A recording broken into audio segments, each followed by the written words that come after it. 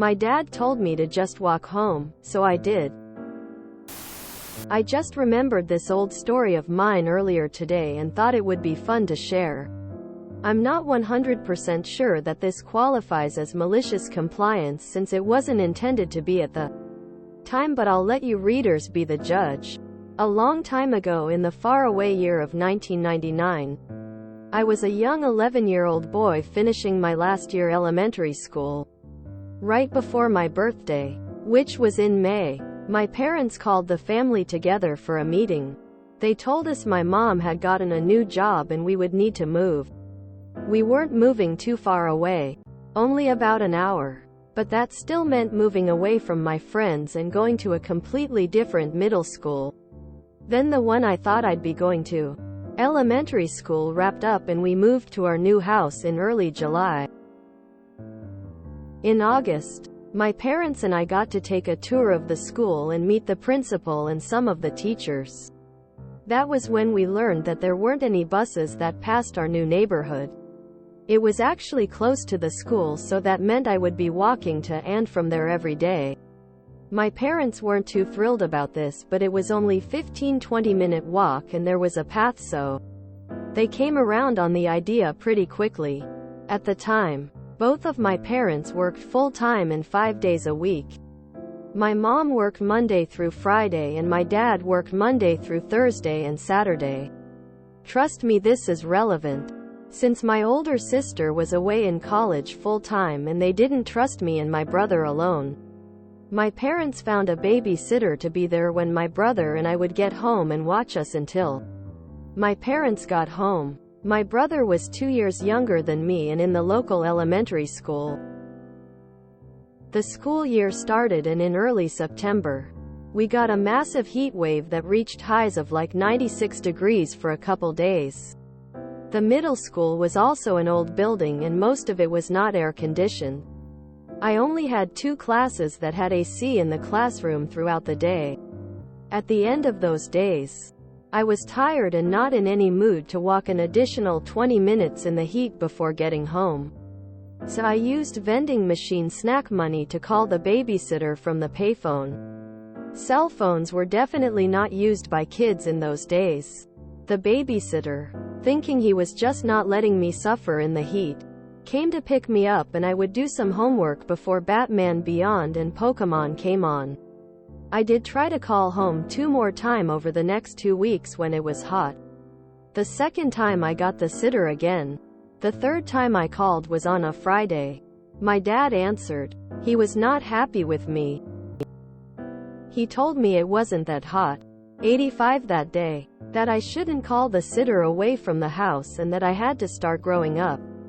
He told me to walk home and we would talk more when I got there. So I walked home. I got a lecture and was told to not call the sitter again to be picked up. I said okay and told him I wouldn't call the sitter or him again to be picked up. 2 weeks later, at the end of September, a hurricane passed through the area. Halfway through the day at school it really started coming down. It got so bad that they let us out of school a half hour early. Like that was gonna save us. By this time though, a lot of roads were flooding and the line for payphones was long. I remembered what my dad told me a couple weeks ago, so I walked home. It took me almost 30 minutes to walk home from school that day and I was drenched by the time I got home. The rain was coming down so hard I couldn't see more than 5 feet in front of me.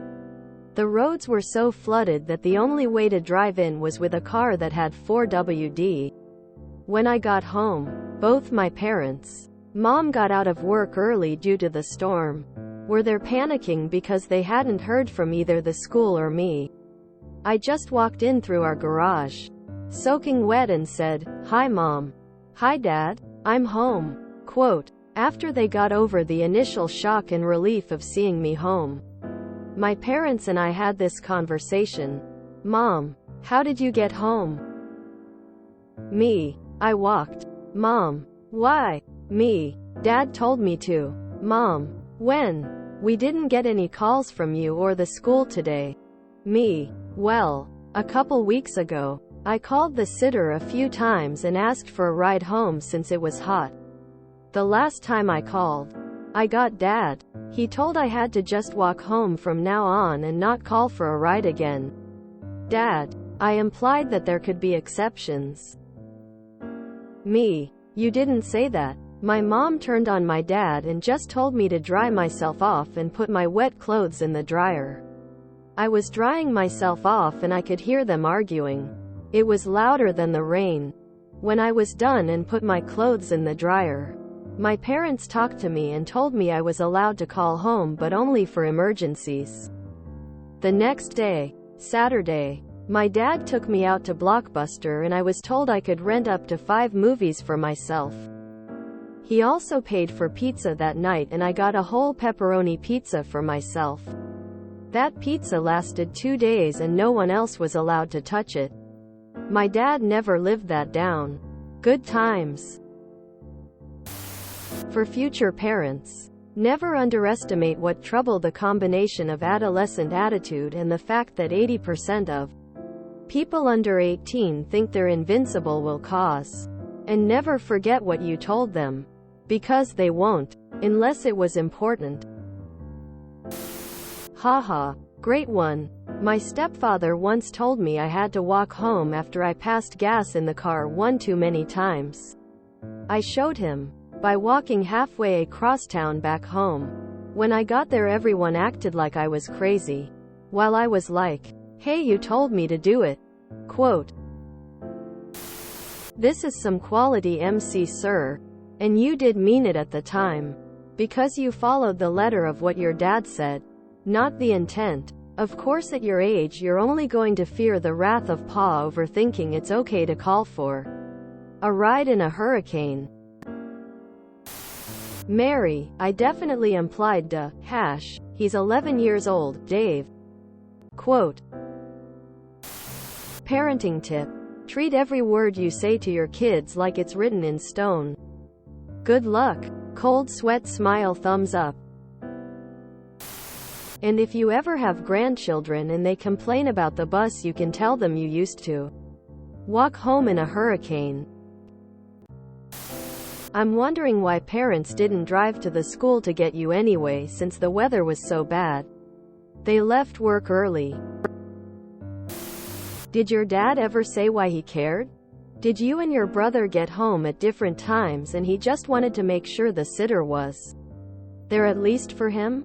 While I agree with your dad that 85 isn't too bad for a 20-minute walk. Unless it's super strenuous or was like an hour-long walk. 95 plus is definitely dangerous. Double definitely if it's really humid. Sounds like my old man except that he would have made a very explicit threat like, since you're so delicate about the heat, this summer you can't go outside any day the temperature is over 85. Threw his own dad under the bus. A proud father moment to be sure. It was at that moment I knew my son might just make it in this dog-eat-dog world.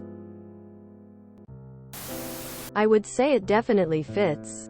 And good on your dad for making it up to you with videos and pizza. He was probably in deep trouble with your mom for his saying, don't call for rides. But still. Mom, how did you get home? Me. I grabbed onto a Jeep that was floating down the road. Then swam the rest of the way. Yep, parents always need to clarify that there are always exceptions for emergencies. Not as funny a story. But in the same vein. One winter when my older brother was small, he would pull the little kid trick of coming downstairs after bed to ask for water, bathroom, a story, etc. Eventually, my dad got tired of it and yelled at him to go to bed and not get up for any reason until Mom came to wake him in the morning. Later that night, they heard whimpering from his room, which was right next to the master bedroom. Apparently, the wood stove's chimney, which ran through a corner of his room, had started to leak and filled the room with thick, dark smoke. My brother, though, per my dad's orders, was still in bed, hiding under the covers. They quickly got him out of the room, got him water, etc. My dad felt terrible for what had and could have happened. And ever since, the rule was to stay in bed after bedtime unless there's smoke or fire. My brother now has several children of his own and he raised all of them with the revised rule. This was a cute story. Thanks for the chuckle. I always used to call home collect. Haha, you have a collect call from Mom. It's me. Practice is over. I guess that was your training for the military should you accept the challenge. Feel bad for your parents, but that was dastardly delicious. Rolling on the floor laughing. My mom told me at 16, don't bother coming home. So I moved in with my BF's family for several months. I'm pretty sure she actually meant don't come home today. Lol. I've had something similar. In my case, my dad had told us to always stay near or outside the school gate, which is very hot, and I like to stay inside. My siblings generally stayed outside, while I'd occasionally stay inside depending on when my friends leave. We didn't carry phones in. One of the days I stayed in, he just took both my siblings. I was in till my friends went home, then went out to wait. Waited for a while without him coming, then asked the watchman about it. He was surprised to see me, as my dad had already come by. I gave a call using his phone, where he scolded me and told me to walk home. I didn't know the way home and took 3 hours. Arrived home to my distraught mother asking where I'd been. Told her about it and turns out my dad had come a few minutes after I started walking and meant it for me to be sorry. What movies did you rent? If you enjoyed this video, please check out our playlists full of similar content. Epic Eracast is like doom scrolling for your ears. Please like, share, and subscribe.